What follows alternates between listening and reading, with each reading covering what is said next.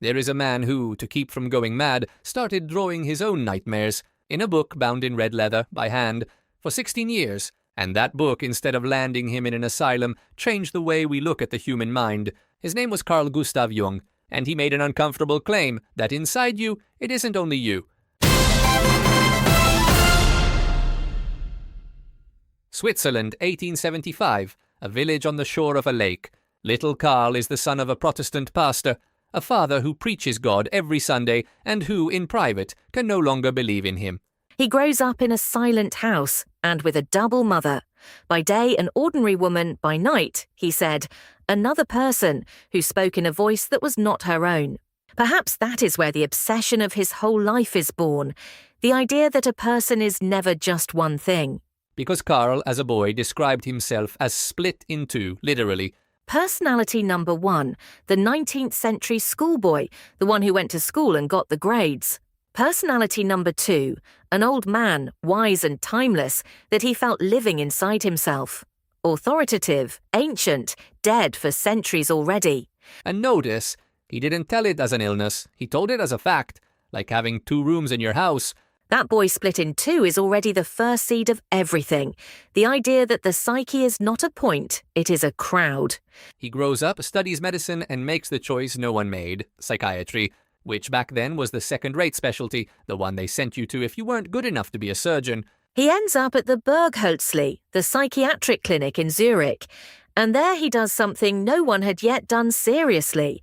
He tries to measure the unconscious. He invents the word association test. He says a word, you answer with the first one that comes to mind, and he times you. Home, mother, knife. And he discovers something elegant. On certain words, and only on those, the reaction time gets longer. You stumble, you hesitate. Those delays are not random. They are the signal of a hidden emotional core. He calls it a complex. For the first time there is proof, with a stopwatch, that beneath consciousness there is something working in secret, and every so often it messes with your timing. 1906, there is another man in Vienna talking about the unconscious, and the whole world is insulting him. His name is Sigmund Freud. Jung writes to him. Freud replies, and one of those friendships ignites, the kind that looks like love at first sight. The story goes that at their first meeting they talked for 13 hours straight, without stopping. Freud, almost 20 years older, sees in Jung his heir. He calls him the crown prince of psychoanalysis. 6 years of intense partnership, letters, journeys, projects, the symbolic father and the favorite son. And how does it end every time there's a symbolic father and a favorite son? In bites, it ends in bites. 1913, they break apart, and they break over 2 precise things. The first, the libido. For Freud it is, essentially, sexual energy. For Jung, it is psychic energy in general, the life drive, not just sex. The second, deeper, the unconscious.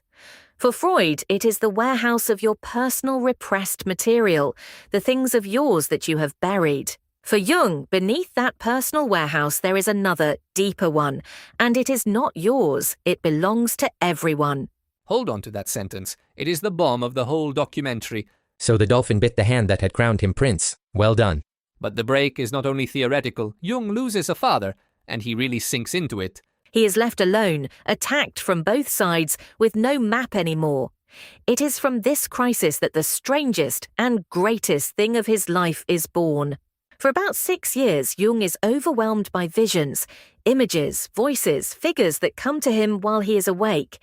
Someone else in his place would have been afraid and would have run. He does the opposite. He goes in on purpose. Wait, on purpose? A man dives into his own hallucinations deliberately? Yes.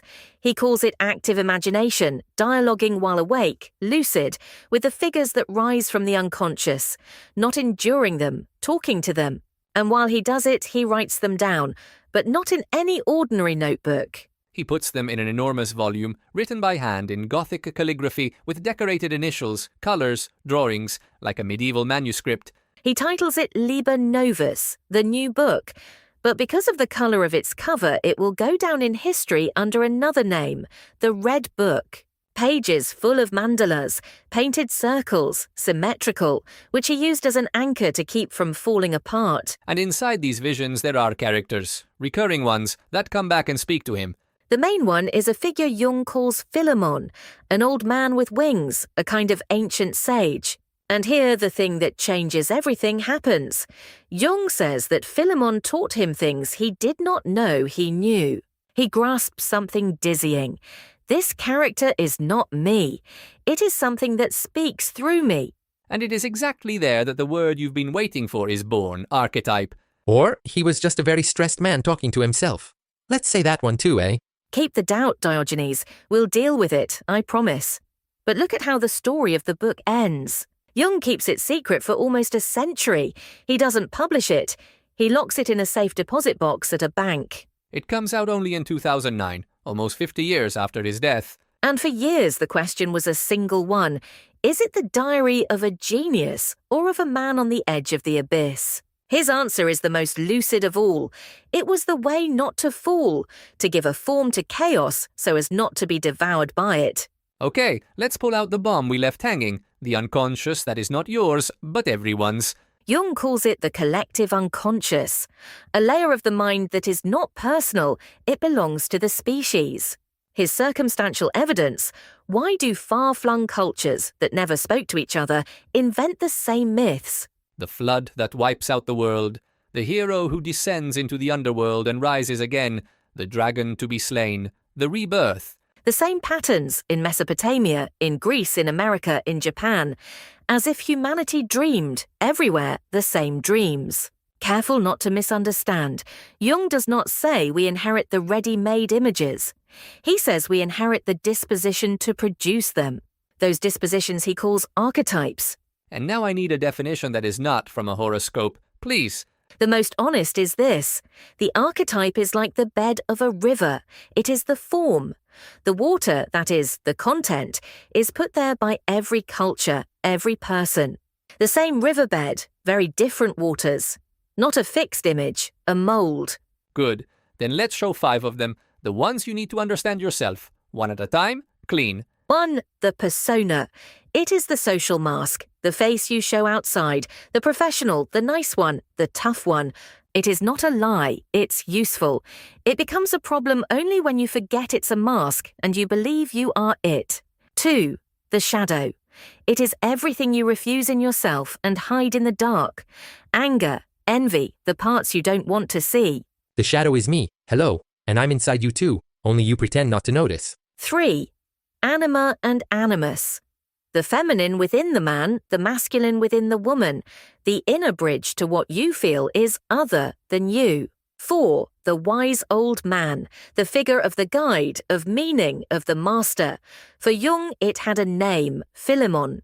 5. The self, not the everyday ego, the center and the totality. The archetype that holds all the others together. Becoming what you truly are, integrating even the shadow.